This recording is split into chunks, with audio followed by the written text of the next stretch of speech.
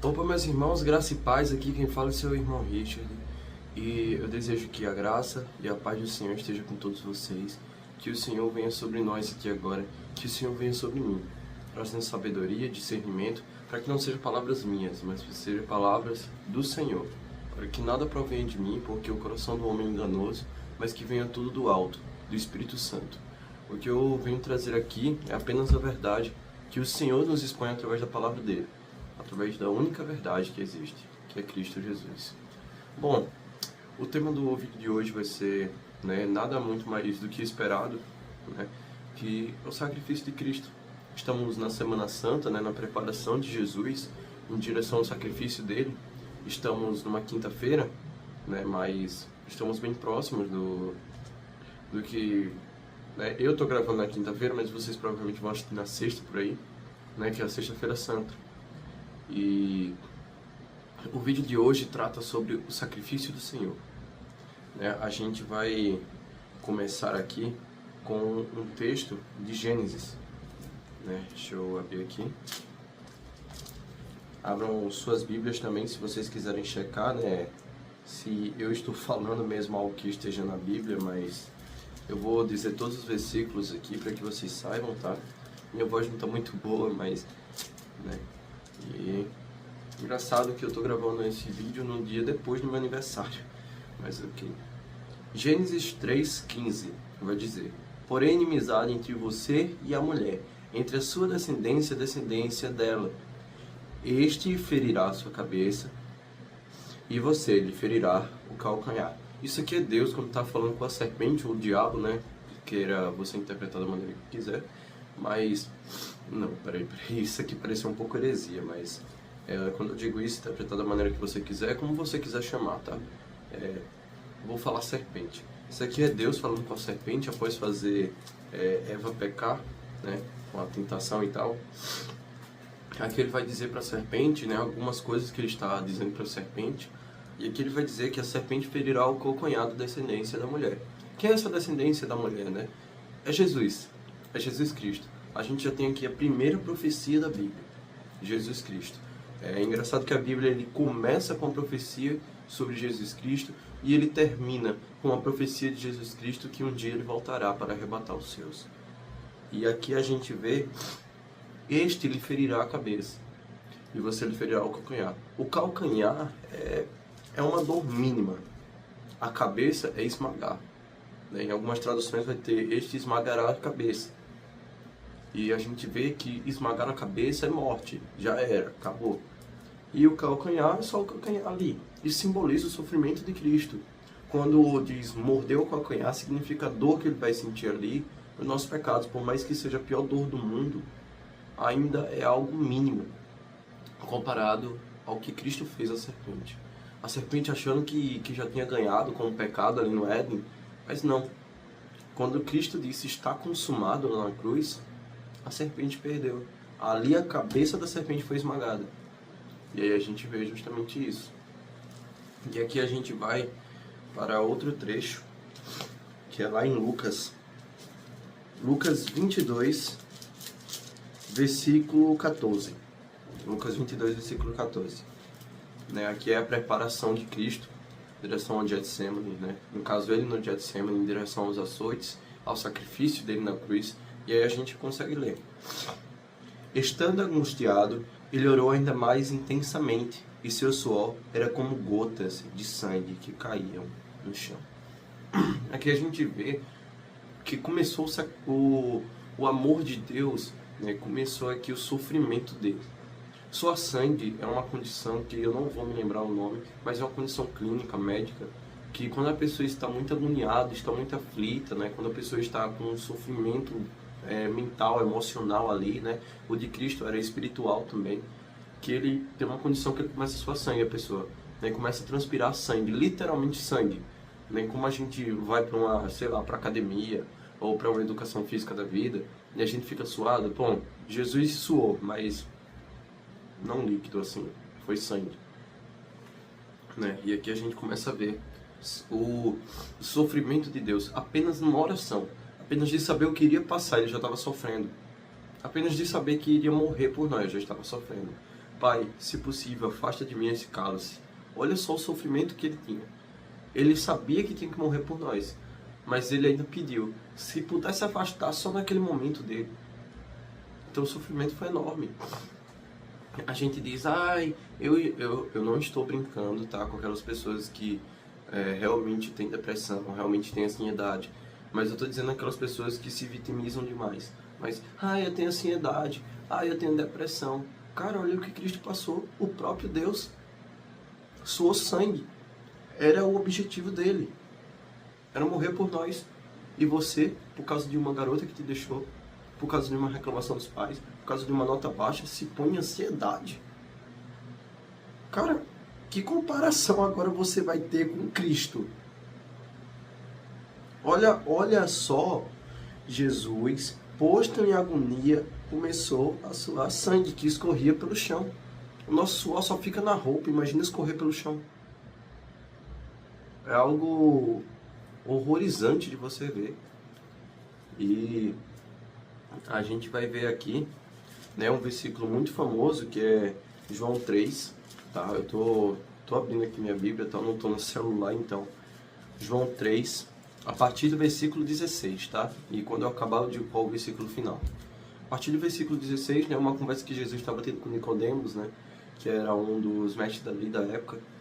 E aí vai dizer, porque Deus tanto amou o mundo, que deu seu Filho unigênito, para que todo aquele que nele crê não pereça, mas tenha a vida eterna. Versículo 17 agora. Pois Deus enviou seu Filho ao mundo, não para condenar o mundo, mas para que este fosse salvo por meio dele. Versículo 18. Quem nele crê não é condenado, mas quem não crê já está condenado por não crer no nome do Filho unigênito de Deus. Versículo 19. Este é o julgamento. A luz veio ao mundo, mas os homens amaram as trevas e não a luz, porque as suas obras eram más. Versículo 20. Quem pratica o mal odeia a luz e não se aproxima da luz, temendo que suas obras sejam manifestas. Eu vou ler só até aqui, tá? Versículo 20. E aqui a gente vai ver, vamos pegar só do versículo 16 ao 19, que vai basicamente contar aqui, Jesus vai dizer que ele veio ao mundo para que as pessoas fossem salvas. Esse foi o objetivo. Cristo viveu 33 anos aqui na Terra. Ele viveu 33 anos. Toda a vida dele foi dedicada completamente a nós. A gente vê isso na Bíblia quando vai dizer que Cristo, ainda criança, estava nos templos ensinando. Ou seja, ele começou o ministério de verdade dele quando ele era grande, mas quando ele era pequeno já estava se preparando para isso. O nascimento dele já foi uma preparação. Já foi um milagre o nascimento dele. Apesar de ser um milagre, ele foi um homem como nós. É importante destacar isso. Então, você sendo ateu, sendo cristão, sendo, sei lá, budista, shintoísta, confucionista, ou qualquer religião ou denominação cristã por aí, Mórmon, Testemunho de Jeová, qualquer uma. Cristo é comprovado historicamente com fatos históricos. A Bíblia é o principal meio de provar que Jesus existe, que Jesus existiu e que Jesus ressuscitou. Eu vou gravar um vídeo sobre isso, tá? Eu fiz questionamento para uma inteligência artificial e ela me comprovou tudo isso. Que Cristo foi um homem único na história, que Cristo foi o único que demonstrou tamanho amor, foi o único que se sacrificou desse jeito pela humanidade. Por mais que na visão dos ateístas, por mais que o que Cristo acreditava fosse mentira, o que ele pregava fosse mentira, na cabeça dele era verdade. E ele morreu por aquilo. Na cabeça dele estava morrendo por todos os seres humanos que criam nele. Ninguém fez isso na humanidade. O sofrimento de Cristo foi tremendo. Você sendo ateu, sendo cristão, sendo qualquer religião, Cristo está presente na maioria das religiões do mundo. É o único ser que está presente na maioria das religiões do mundo. 90% das religiões do mundo citam Jesus de alguma maneira, como sendo Deus, Filho de Deus, profeta, um homem, ou sei lá, um socialista, ou qualquer coisa. Jesus é comprovado, historicamente. Tem registros escritos da época. Teve um homem da época que ele escreveu sobre Cristo. Vai dizer, e surgiu um certo homem naqueles dias, chamado Jesus, que também era chamado o Cristo. Ele ensinava várias coisas e fazia milagres e magias e, sabe, o cara acreditava que Jesus fazia magias, mas olha só a comprovação histórica. Temos o sepulcro de Jesus. E onde é que está o corpo? Muitos vão dizer foi roubado. E onde é que foi achado? Cadê os restos mortais, cara? No túmulo de Confúcio existem os ossos. No túmulo de Buda existem os ossos. Cadê os ossos de Cristo? Os outros, os profetas, Maomé tem os seus túmulos. Os apóstolos têm os túmulos. Cadê o de Cristo? Os patriarcas, Abraão, Isaac, Jacó, têm os túmulos. Davi tem o seu túmulo. Salomão tem o seu túmulo. Todos os descendentes de Davi têm o seu túmulo. Mas cadê o túmulo de Cristo? Tenho certeza que alguns parentes seus que morreram têm seus túmulos. Porque pelo menos os ossos mortais foram jogados em algum canto. Mas cadê os de Cristo? Cadê os dele? Um homem tão importante, um homem que revolucionou a humanidade inteira. Cadê os ossos dele? Eu tenho certeza que ele foi importante, tanto na questão política da época, porque ele mudou muito o pensamento das pessoas, principalmente em Roma. Roma ficou aterrorizada porque estava com medo de Jesus derrubar o império. Um homem simples de Nazaré. Natanael vai dizer o que pode vir de bom de Nazaré. Mas eles tinham medo. Então, um homem que foi tão importante, um homem que causou tão rebuliço na humanidade na época, e até hoje ainda causa, cadê os ossos dele? Era para ter, nem que o Império Romano tivesse guardado num lugar bem apóstolos, mas teria que ter. Um homem tão importante, não era possível que os ossos dele fossem simplesmente jogados. Aceitem, Cristo existiu. A ressurreição dele é real. Todos os escritos da época, sejam os apócrifos, sejam os escritos que foram forjados pelos muçulmanos, qualquer um dos escritos vai provar que Jesus ressuscitou, cara. Seja pelos kardecistas que vão acreditar que ele ressuscitou espiritualmente, ou seja, na religião cristã, que vai acreditar que ele realmente ressuscitou fisicamente, espiritualmente. Ele ressuscitou. É impossível? É. Mas Deus é o Deus do impossível. Então aqui a gente vai para mais versículos, que agora a gente vai falar sobre o sofrimento dele, né? Que não foi pouco. O sofrimento de Cristo foi algo imensurável na nossa mentezinha humana. O sofrimento de Cristo é algo que vai além da nossa compreensão. Não estou falando só na questão física, tá? Porque eu tenho certeza que nenhum de vocês que estão assistindo esse vídeo, seja 1000, seja 2000, seja 3000, 5000 ou, sei lá, 1 milhão de pessoas, nenhum de vocês aguentaria o sofrimento dele. Nenhum. Eu tenho certeza absoluta. Nenhuma das pessoas do mundo atualmente aguentariam o que Jesus passou. Mentalmente, fisicamente, ou para as pessoas religiosas, espiritualmente. Ninguém aguentaria. Ninguém. E aqui a gente vai para um versículo bem mais lá atrás, né, que é Isaías 52, a partir do versículo 14.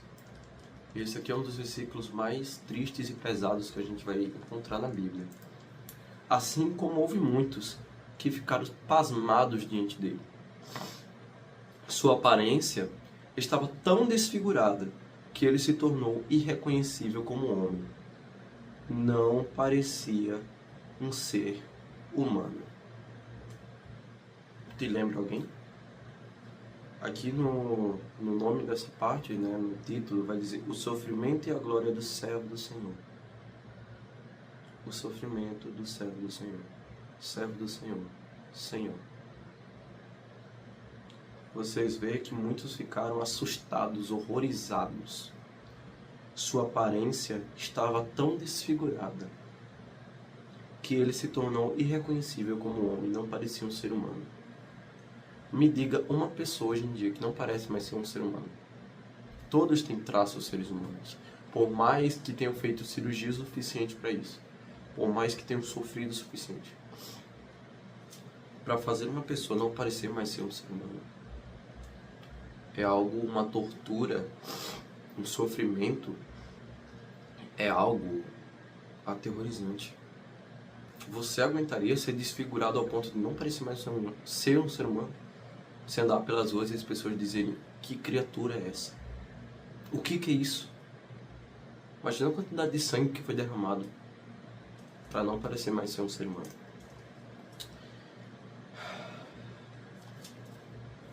E a gente vai ver aqui um pouco mais na frente, Isaías 53, a partir do versículo 4, vai dizer: certamente ele tomou sobre si as nossas enfermidades e levou sobre si as nossas doenças. Contudo, nós o consideramos castigados por Deus atingido e afligido. Mas ele foi transpassado por causa das nossas transgressões, foi esmagado por causa das nossas iniquidades. O castigo que trouxe paz estava sobre ele, e pelas suas feridas fomos curados. Ainda vou falar mais versículos, mas se atentem a isso. Ele foi esmagado pelas nossas maldades, pelos nossos pecados. Eu vou citar, tá? Isso aqui, nem tudo que eu vou falar está escrito biblicamente, mas são coisas históricas e do Império Romano da época, de como eram os castigos. Estudos de pessoas, de históricos judeus ou por aí vai. Cristo começou suando sangue e terminou se tornando sangue. Não, você não entendeu errado. Cristo, ele foi açoitado tão brutalmente que algumas pessoas vão dizer que foram 40 chicotadas. Foi açoitado tão brutalmente que seus ossos, músculos e tendões ficaram expostos. Sua carne caía no chão. Sua carne era dilacerada. Sabe quando você, sei lá, ou vê sua mãe ou seu pai, ou você mesmo prepara, e você vai cortando a carne, ou cortando ela assim para fazer o almoço, ou a janta, sei lá. Cristo passou por isso. Cristo era como um pedaço de carne ali. As pessoas se divertiam vendo o sofrimento dele. Cadê o judeu tão poderoso? Cadê o rei de Israel? Não era ele que ia salvar todos? Está aí sendo despedaçado. Ele foi esmagado por nossas iniquidades. Quem matou Cristo, quem pegou aquele chicote que tinha pontas de ferro e ossos e bateu nas costas de Jesus, fomos nós. Foi a gente. Toda vez que a gente peca, a gente vai no escondido e, sei lá, vê a sua pornografia, ou adultera, ou mente, ou rouba, ou assassina, ou sei lá, qualquer coisa. É você pegando um chicote e assumindo a culpa de que você chicoteou Jesus. A tal ponto de as costas dele ficarem abertas, os ossos, músculos e tendões. Simples, né? E a gente despreza isso todos os dias. A gente se esquece. A gente despreza, leva no normal isso. É algo básico pra gente já. Até parece que a gente passaria por isso. Por amor, ela nem sequer que seja uma pessoa, ele morreu por todos. E saindo dali, colocaram uma coroa de espinho na cabeça dele. Você já se furou com carrapicho, provavelmente, né? Aqueles espinhozinhos das plantas. Não era aquele espinhozinho básico, que quando tira dói. Ou o ouriço do mar. Não. Eram espinhos que quando colocava era algo prensado, era para doer, era para ser sádico, era para ser coisa de circo aquilo dali para eles. Os romanos eram assassinos profissionais, então eles queriam o máximo de sofrimento da pessoa. Então, quando foram colocados os espinhos, eles furavam, rasgavam a sua carne. E você sabe que isso aqui é uma pele fina, né, da nossa testa, por exemplo. Então, provavelmente os espinhos passaram disso aqui. Como se isso não fosse suficiente, ele teve que carregar uma cruz de 90 quilos nas costas. Nas costas. Se lembra que as costas estavam rasgadas? A cruz não era como madeira que está aqui, ó, aqui em cima. Ó, essa madeira aqui. Isso aqui é um beliche, ó, uma madeira lisa. Não era madeira assim. Madeira cheia de farpas, cheia de brechas, que poderia cortar uma pessoa facilmente. Sabe, você já se furou em uma farpa de madeira? Se sua pele é assim, normal, sem estar com nenhum corte, você já sente dor. Imagina sua pele aberta até os ossos. Uma cruz de 90 quilos. Eu sei que muitos aqui provavelmente vão para academia e já fizeram agachamento naquela máquina, sabe? Com mais quilos. Eu já fiz com mais quilos o agachamento. Mas com as costas rasgadas, nenhum de nós fizemos. As costas rasgadas, uma cruz de 90 quilos, cujo 20 quilos era assim e 70 era assim, carregar nas costas. Sabe por quanto tempo e qual horário? Meio-dia. Você aguenta andar e, sabe, 3 quilômetros numa cidade onde se localiza no deserto, no sol de meio-dia, com uma cruz de 90 quilos, seu corpo todo rasgado? Você aguentaria isso? Não, eu acho que não, né? Por mais macho que você queira ser. Por mais forte que você queira ser ou parecer. Faz isso. Tenta isso. Você não vai conseguir. Cristo teve que descer escadarias. Cristo foi apedrejado, chicoteado, chutado, esmurrado e zombado pela população. Passa por isso. Eu duvido. Aos ateus que podem estar assistindo, faz isso. Faz isso no lugar de Cristo, já que muitos, e eu não vou falar apenas dos ateus, mas também dos cristãos, que desprezam Cristo e nem sabem. Faz isso. Faz isso no lugar dele, faz o mesmo. Você não consegue. Carrega uma cruz de 90 quilos, não precisa estar com as costas rasgadas. Apenas carrega uma cruz cheia de farpas nas costas, durante 3 quilômetros, descendo e subindo escadas pela cidade, e pede para pessoas te empurrarem e te chutarem. Vai aguentar? Não vai. Você não vai conseguir. E eu estou falando do sofrimento físico. Imagina o emocional naquele tempo. Imagina o espiritual de carregar os pesos dos pecados da população nas costas. Se a gente pecando, a gente sente o peso da morte, imagina Cristo. Se apenas nós, com um pecado, sentimos o peso em nós, imagina Cristo carregando não o meu ou o seu pecado, mas carregando de, sei lá, todas as pessoas que estão assistindo esse vídeo, todas as pessoas que vão assistir ou que não vão, da sua família, dos seus amigos, da família dos seus amigos, de todos, desde Adão até o final. É básico, né? Tão simples criticar Jesus, é tão simples dizer que ele estava mentindo, é tão fácil você dizer que era mentira, mas por que você não faz o que ele fez? Já que você alega que Cristo é mentiroso, ou que ele é apenas um socialista, ou que ele não era Deus. Nenhum ser humano na história nunca aguentou tal sofrimento. Se você achar que eu estou falando mentira, vai numa inteligência artificial, ou vai no Google e pesquisa. A inteligência artificial me provou. Me disse que Jesus é o único. Que Jesus foi o único que fez isso. Se até uma inteligência artificial foi capaz de comprovar isso, por que nós não somos capazes de aceitar? E não só isso. Quando Jesus estava prestes a ser crucificado, pregos de 30,5 centímetros atravessaram seus pulsos, rasgando sua carne e ossos. Atravessando, né? Quebrando tudo mesmo, rasgando. Era algo normal. Provavelmente o braço dele foi deslocado porque a cruz era para Barrabás. Barrabás era maior, porque ele era um cidadão romano.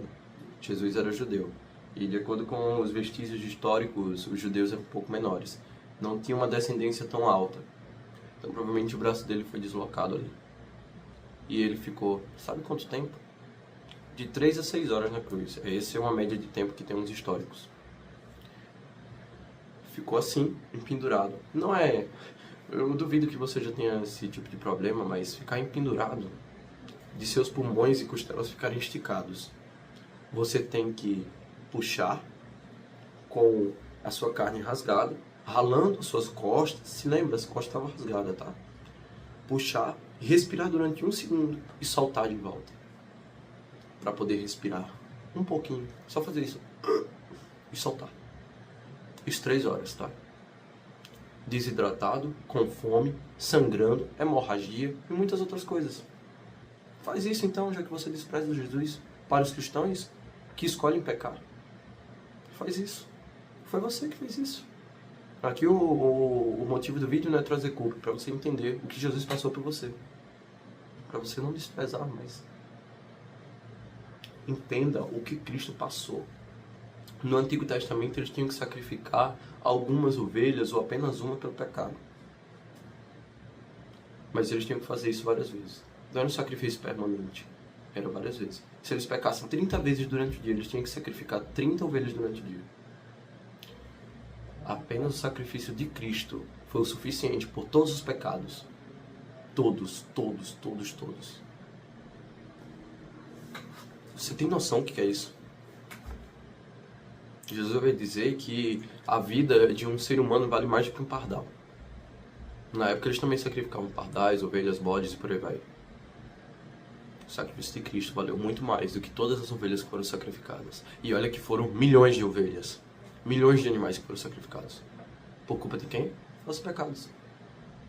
Meu, o seu, de todos. Jesus na cruz, ele olhou com compaixão para as pessoas que estavam maltratando ele.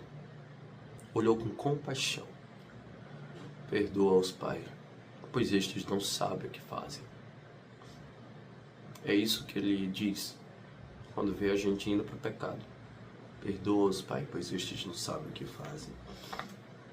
Se a gente for um pouco na frente, né, bem na frente na verdade, a gente encontra 1 João. Eu vou ver se eu consigo... Aqui, eu acho que eu achei. Tá.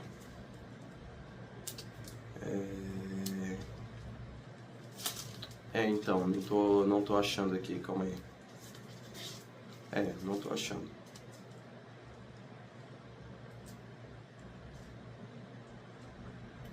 Não tô achando aqui o versículo que eu queria falar para vocês. Mas que durante toda a Bíblia, toda ela vai falar sobre Cristo. Como é que pode, né, alegado por muitos, a Bíblia ser mentira? Se todos os livros escritos em épocas, sociedades, contextos diferentes levavam um só homem, o Cristo. Logicamente não pode ser algo normal, não pode ser algo simples de se entender. Não é algo básico, não é algo besta. E aqui a gente vai, no capítulo 10 de Hebreus, vai dizer: o sacrifício de Cristo é definitivo. Você lembra do que eu falei das ovelhas? Definitivo.